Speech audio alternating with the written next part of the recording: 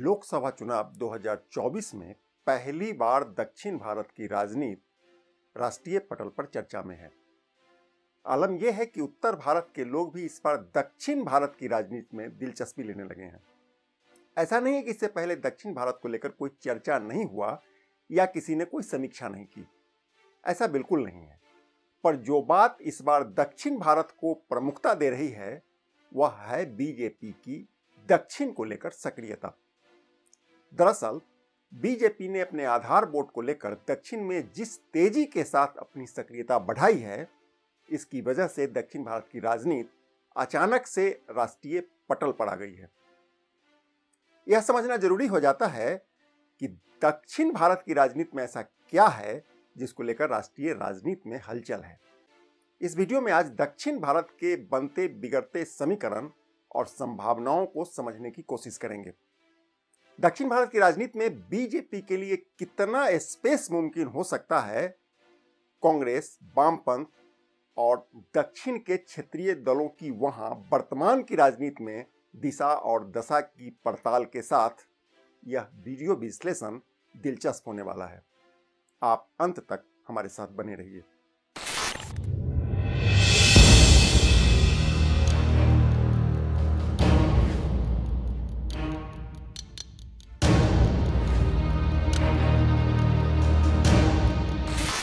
नमस्कार, मैं हूं कौशलेंद्र झा और आप देख रहे हैं KKN लाइव। खबरों की खबर और लीक से हटकर खबर के इस सेगमेंट में आज हम दक्षिण भारत के पॉलिटिकल सिनेरियो को समझने की कोशिश करेंगे। दक्षिण में जिन राज्यों पर बीजेपी का सर्वाधिक फोकस है उनमें तमिलनाडु, कर्नाटक, आंध्र प्रदेश, तेलंगाना और केरल शामिल है। दक्षिण के इन राज्यों में अपनी पैठ बनाने के लिए बीजेपी ने एड़ी चोटी का जोर लगा दिया है। प्रधानमंत्री नरेंद्र मोदी ने स्वयं प्रचार का कमान अपने हाथों में लिया हुआ है। प्रधानमंत्री खुद कितने गंभीर हैं इसका अंदाजा आप इस बात से लगा सकते हैं कि इस साल के शुरुआती 80 रोज में से 23 रोज प्रधानमंत्री नरेंद्र मोदी ने दक्षिण भारत में बिताया है। सेंगोल से लेकर तमिल संगम तक प्रधानमंत्री नरेंद्र मोदी ने दक्षिण फतह करने की कोई कसर बाकी नहीं छोड़ी है। आप समझ सकते हैं कि बीजेपी ने दक्षिण भारत की राजनीति को कितना गंभीरता से लिया है। लिहाजा इस राजनीति को बारीक से समझना होगा। यह बहुत जरूरी हो गया है इस लोकसभा चुनाव को समझने के लिए। ऐतिहासिक तथ्य, वेबसाइट और मीडिया रिपोर्ट के हवाले से मैंने दक्षिण भारत की राजनीति को समझने की कोशिश की है। जो जानकारी मेरे हाथ लगा वह बहुत ही दिलचस्प है। दक्षिण के अलग अलग राज्यों की अपनी अलग अलग कहानी है। उन सभी का एक एक करके आज आपके सामने खुलासा करेंगे। शुरुआत केरल से करते हैं। केरल में लोकसभा की कुल 20 सीट है। देश की सियासत में केरल की ये 20 सीट किसी का भी खेल बिगाड़ने का मादा रखती है। केरल की राजनीति को समझने के लिए इसको 3 अलग अलग हिस्सों में बांटकर देखना होगा। पहला है उत्तर केरल। इसमें कुल 4 जिला है: कासरगोड, कन्नूर, कोझिकोडे और वायनाड। जी हां, वही वायनाड जहां से श्रीमान राहुल गांधी वर्ष 2019 में लोकसभा का चुनाव जीतकर संसद में आए थे। इसके बाद वायनाड अचानक से सुर्खियों में आ गया। सवाल उठता है कि यूपी के अमेठी से निकलकर राहुल गांधी केरल के वायनाड क्यों चले गए। दरअसल उत्तर केरल के इन 4 जिलों में मुस्लिम और ईसाई धर्म को मानने वालों की बड़ी संख्या है। हालांकि केरल के निचले इलाकों में अभी भी हिंदू डोमिनेट करता है। इस बात से इनकार नहीं किया जा सकता है कि वामपंथियों के नेतृत्व में अल्पसंख्यक समुदाय केरल की राजनीति में अपना दबदबा कायम कर चुका है।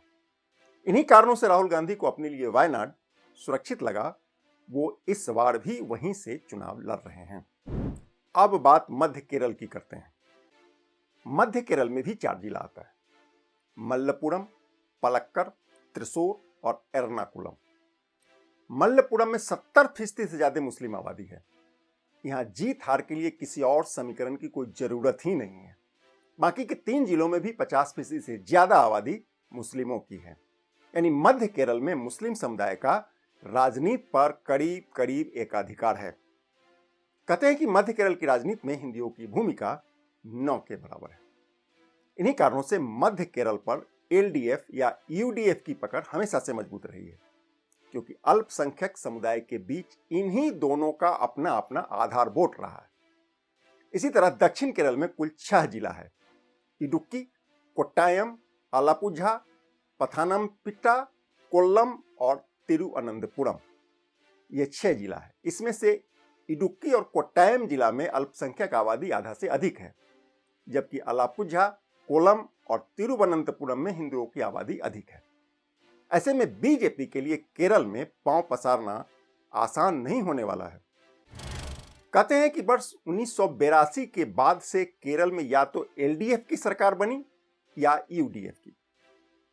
हालांकि सबरीमाला की घटना के बाद से बीजेपी ने केरल में अपना पांव जमाना शुरू कर दिया है, इसमें कोई दो राय नहीं। बीजेपी की नजर केरल के नायर समुदाय पर है।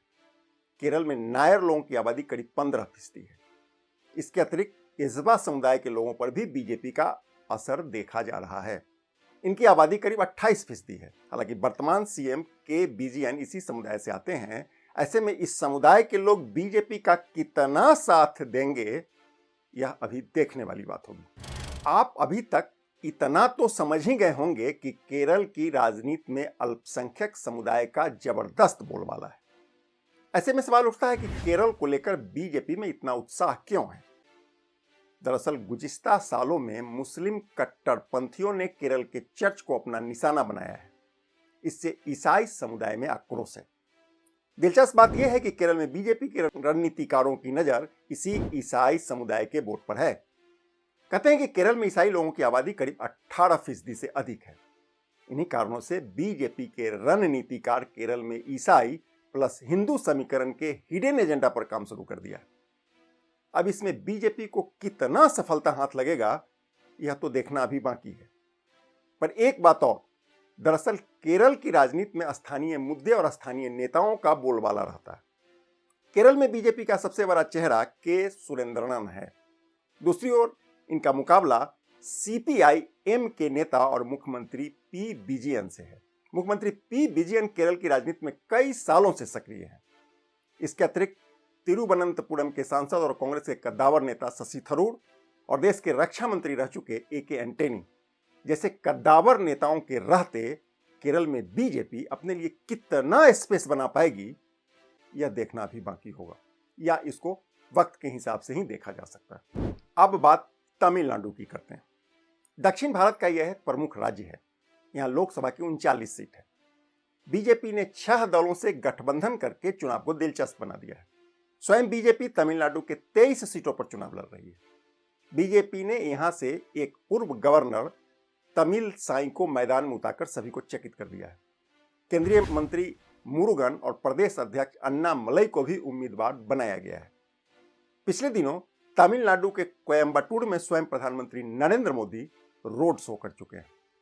इस रोड शो में जो भीड़ उमड़ी थी, इसके बाद से ही बीजेपी का हौसला 7वें आसमान पर है। जानकार बताते हैं कि यदि तमिलनाडु का साथ नहीं मिला तो बीजेपी के लिए 400 पार का सपना शायद सपना ही रह जाएगा।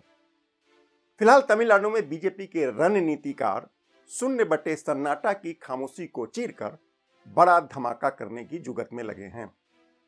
स्वयं प्रधानमंत्री लगातार डीएमके को घेरने की कोशिश कर रहे हैं। आपको बता दें कि पिछले करीब 5 दशक से तमिलनाडु की राजनीति 2 दलों की धुरी पर नाचती रही है।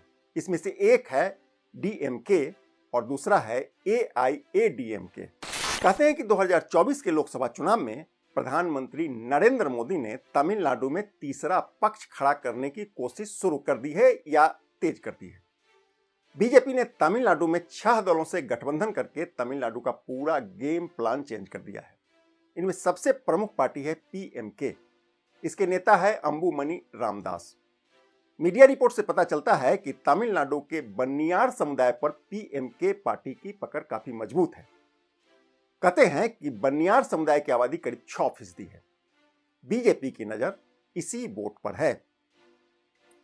इससे पहले के विधानसभा चुनाव में पीएमके को करीब 3.8% वोट के साथ विधानसभा की 5 सीटों पर जीत मिल चुकी है। बीजेपी से गठबंधन करने के बाद वर्ष 2014 में रामदास ने धर्मपुरी सीट से लोकसभा का चुनाव भी जीता था। यानी गणित को समझा जा सकता है। इसके अलावा बीजेपी ने तमिल मनीला कांग्रेस और दिनाकरन की अम्मा मक्कल मुनेत्र करगम के साथ भी गठबंधन कर लिया है। बीजेपी स्वयं यहां बड़े भाई की भूमिका में है। हम पहले ही बता चुके हैं कि यहाँ की 39 सीट में से बीजेपी 23 पर स्वयं चुनाव लड़ रही है, जबकि 16 सीट पर सहयोगी पार्टियों को मौका दिया गया है। शायद आपको याद होगा, वर्ष 2014 में 5.5% वोट के साथ बीजेपी ने तमिलनाडु में एक सीट जीती थी, जबकि 2019 में बीजेपी को तमिलनाडु में एक भी सीट नहीं मिला। हालांकि 3.66% वोट लेने में बीजेपी तब भी कामयाब हुई थी, पर सीट नहीं जीत पाई। जानकार बताते हैं कि वर्ष 2024 के लोकसभा चुनाव में बीजेपी की तमिलनाडु से उम्मीदें जुड़ी है। कहते हैं कि सबसे पुरानी भाषा और संस्कृति वाले तमिल समाज का दिल जीतने के लिए पीएम मोदी ने एड़ी चोटी का जोर लगा दिया है। पिछले 5 साल में प्रधानमंत्री नरेंद्र मोदी लगातार तमिलनाडु आते रहे हैं। तमिल और काशी के सांस्कृतिक संबंधों पर उन्होंने खूब जोर दिया है। बीजेपी के प्रदेश अध्यक्ष अन्नामलई अपने आक्रामक तेवर के कारण तमिलनाडु के जनप्रिय नेता बनने की पुरजोर कोशिश में लगे हैं। जनसभा में खूब भीड़ जुटा रहे हैं, पर इसका बीजेपी को कितना लाभ मिलेगा, यह अभी धुंधलके से बाहर आना बाकी है। कहते हैं कि जयललिता के निधन के बाद एआईएडीएमके बेशक कमजोर हुई है।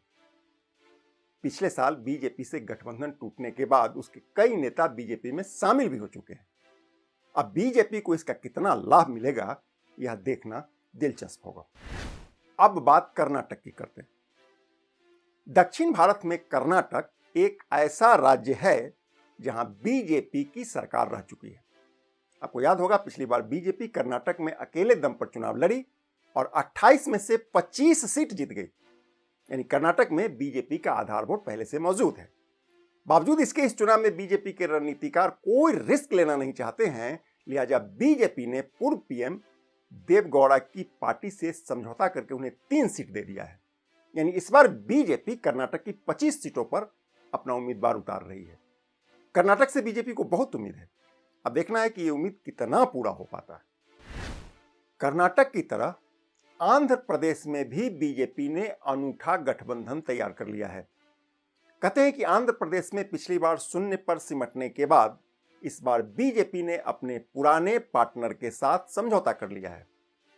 बीजेपी ने आंध्र प्रदेश में 2 दलों के साथ तालमेल किया है। इसमें चंद्रबाबू नायडू की तेलुगु देशम पार्टी शामिल है, जबकि बीजेपी ने यहां अभिनेता पवन कल्याण की जनसेना पार्टी से भी समझौता कर लिया है। अब जरा गौर करिए, एक और विपक्ष का इंडिया गठबंधन है, विवादित बयान ईवीएम और ईडी आदि में लगी है। दूसरी ओर आंध्र प्रदेश जैसे दक्षिण के राज्यों को फतह करने के लिए प्रधानमंत्री नरेंद्र मोदी ने तिकड़ी बनाकर राजनीति की दिशा को बदलने की कोशिश शुरू कर दी है। यह बड़ी लकीर है, यकीनन बड़ी लकीर है। कहते हैं कि समय रहते विपक्ष को मोदी की व्यूह रचना समझ नहीं आया तो चुनाव का पासा पलटते देर नहीं लगेगा। बहरहाल आंध्र प्रदेश की तिकड़ी चुनाव में क्या कमाल करेगी, यह तो वक्त बताएगा।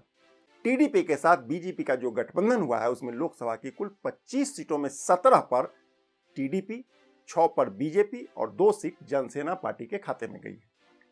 आपको बता दें कि वहां विधानसभा के चुनाव में भी साथ साथ हो रहे हैं, लिहाजा विधानसभा के साथ हुए गठबंधन के तहत टीडीपी 144, बीजेपी 10 और जनसेना 21 सीटों पर चुनाव लड़ रही है। यानी तमिलनाडु में बड़े भाई की भूमिका निभाने वाली बीजेपी आंध्र प्रदेश में मझले भाई की भूमिका में आ चुकी है। आंध्र प्रदेश में जगनमोहन रेड्डी की पार्टी वाईएसआरसीपी और कांग्रेस एनडीए के सामने मजबूत चुनौती बनकर खड़ी है। यानी लड़ाई त्रिकोणीय होने के आसार हैं। हालांकि कांग्रेस का अब आंध्र प्रदेश में बहुत बड़ा जनाधार बचा हुआ नहीं है। मुख्यमंत्री जगनमोहन रेड्डी की बहन पर सभी की नजर है। अब वह कितना कमाल कर पाती है, देखना अभी बाकी है। दूसरी तरफ स्वयं जगनमोहन रेड्डी को यकीन है कि इस चुनाव में फिर से उनका ही सिक्का चलेगा। आंध्र प्रदेश से कटकर बनी तेलंगाना में बीजेपी अकेले चुनाव लड़ रही है। पिछली बार बीजेपी को 17 में से 4 सीट मिली थी। बीजेपी का दावा है कि इस बार वह डबल डिजिट में होगी। हालांकि यहां 2 और अहम गठबंधन मैदान में हैं। ऐसे में परिणाम आने तक सभी की नजर दक्षिण के राज्यों पर लगी रहेगी। हम भी नजर बनाए रखेंगे। आपके पास भी इस संबंध में कोई सुझाव हो तो कमेंट करके हमको बताइए। हम मिलते हैं अगली वीडियो में, तब तक के लिए नमस्कार।